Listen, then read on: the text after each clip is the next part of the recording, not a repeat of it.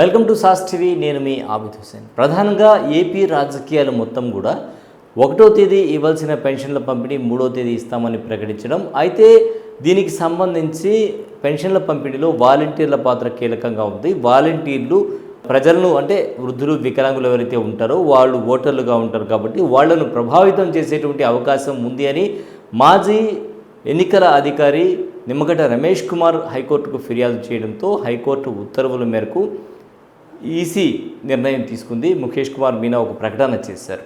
ఈ ఎన్నికల్లో వాలంటీర్లు ఎవరు కూడా పార్టిసిపేట్ చేయకూడదు. వారు తమ ట్యాబ్లు కానీ తమ ఫోన్స్ కానీ ఏదైతే ప్రభుత్వం ఇచ్చిందో అవన్నీ కూడా తీసుకొచ్చి ప్రభుత్వానికి హ్యాండ్ ఓవర్ చేయాలని. సో ఇక్కడ వాలంటీర్లను తప్పించడంతో ఎవరిస్తారు పెన్షన్లు అనేటువంటి ప్రశ్న ఉత్పన్నమైంది. ఈ ప్రశ్న ఇప్పుడు కీలకంగా మారిపోయింది. అదేవిధంగా 1వ తేదీ ప్రధానంగా ఎండలు మండిపోతూ ఉన్నాయి, ఎండలు పెరుగుతూ ఉన్నాయి. ఈ నేపథ్యంలో వృద్ధులు వికలాంగులు ఎవరైతే ఉంటారో వీరందరూ కూడా ఇబ్బందులు పడేటువంటి అవకాశం ఉంది.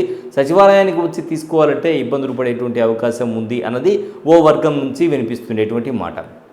ఈ పెన్షన్ల పంపిణీలో మరోవైపు ఇక్కడ సొమ్ము ఏదైతే పెన్షన్లకు పంపిణీ చేయాలో ఆ సొమ్ము ప్రభుత్వం దగ్గర లేదు, కాంట్రాక్టర్లకు రావాల్సినటువంటి బిల్లులు చెల్లించడంతో ఖజానా మొత్తం ఖాళీ అయ్యింది అనేటువంటిది తెలుగుదేశం నేతలు వైసీపీపై ఆరోపిస్తుండేటువంటి మాట.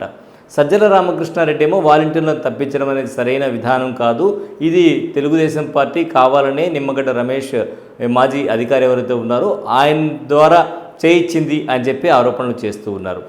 చంద్రబాబు మరోవైపు లేఖ రాశారు ఈసీకి, వెంటనే వాళ్ళకి రావాల్సినటువంటి మొత్తాన్ని కూడా చెల్లించండి, దీంతో తెలుగుదేశం పాత్ర ఎలాంటిది లేదు, తెలుగుదేశం అయితే దీనికి వ్యతిరేకం కాదు, అటు వాలంటీర్లు కూడా తాము వ్యతిరేకం కాదు అని చెప్పి చెప్పడం జరిగింది.